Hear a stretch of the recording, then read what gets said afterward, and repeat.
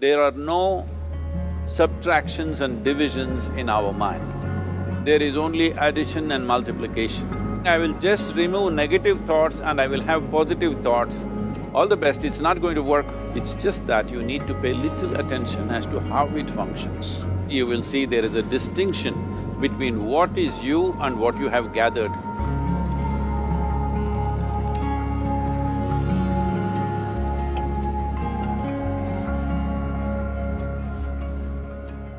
Well, see the way the question is asked and also the way normally it's addressed is, people think there is something called as negative thought and positive thought. They want to remove the negative thoughts and have only positive thoughts. For such people, I would ask them to just experiment for 10-15 seconds. Let them forcefully remove one thought from their mind. For example, next 10 seconds, just don't think of a monkey.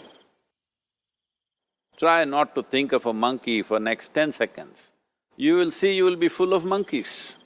So what I'm saying is, this is the nature of your mind, because in this mind, all the three pedals are throttle.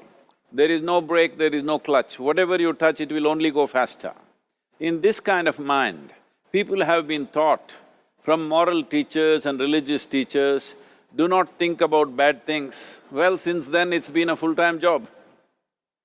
So there is no way you can handle the mind like this. This doesn't need any great enlightenment. If you spend 2 minutes with your eyes closed, you will realize you cannot do anything forcefully with this mind. So, I want to remove negative thoughts. Do not ever go in this direction, because what you want to remove will become your quality. Always you will be on it. So what should I do? The thing is this, without understanding the fundamental mechanism of this mind, because our mind, human mind, is the most sophisticated computer on the planet. Even all the supercomputers have come out of this. When this is the case, is it not important that we understand the mechanics of how it functions? One simplistic aspect of how it functions is, there are no subtractions and divisions in our mind. There is only addition and multiplication.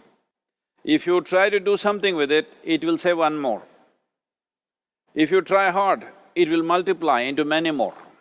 In this mind, you don't try to identify what is positive, what is negative and try to remove it. First of all, one needs to understand, this mind of yours, this body of yours is supposed to serve you. The life that you are is important. Body and mind are vehicles that must serve us. If you sit in a vehicle, it must go where you want to go. If it goes to its own destination, what is the point of such a vehicle? It's just a nuisance. Right now, most human beings are unfortunately experiencing this fantastic possibility of human mind as a nuisance, as a troublesome thing. Well, this is the most beautiful thing you have. It's just that you need to pay little attention as to how it functions. One simple thing is this. First and foremost process is, that's why we put out this process called Isha Kriya. This is to distance yourself from your physiological and psychological process. There is something called as you which exists. This is not a composite of all your thoughts and emotions and physiological processes. Beyond that, there is you. If you close your eyes, even if you cannot see anything, you're still there. It is through the window of your eyes that you're looking out, but if you close your eyes, it doesn't mean that you don't exist, you still exist. So beyond your thought, you still exist, beyond your emotion, you still exist.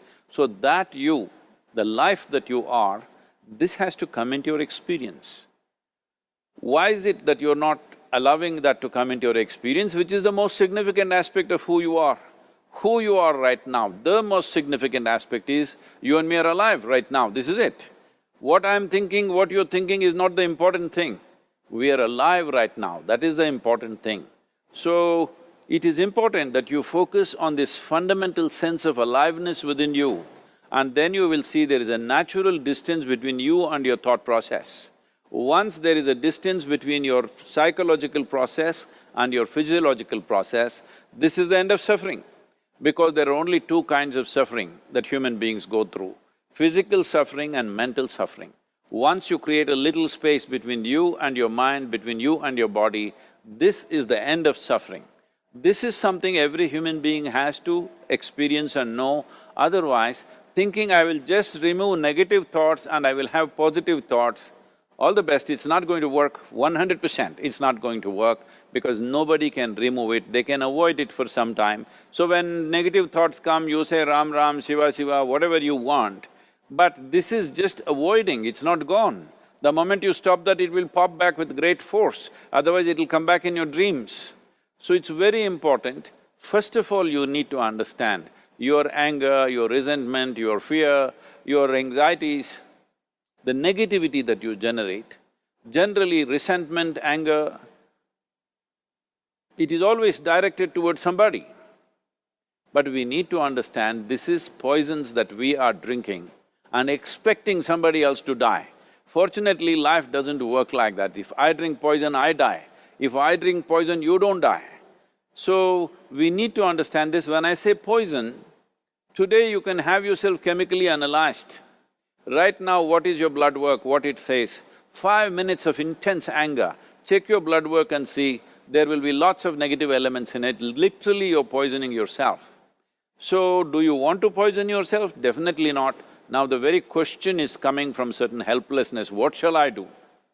Don't do anything, just sit back and just concern yourself with something which is a life process. Maybe your heartbeat, maybe your breath, maybe just a sensation of being alive. Depending upon how sensitive or how perceptive you are, accordingly, find something. It could be a sensation in the body, it could be breath, it could be heartbeat, it could be anything, something which indicates life to you. Just pay attention to that for some time. Slowly you will see there is a distinction between what is you and what you have gathered, which includes both your physiological and psychological possibility or mess, whatever you made out of it.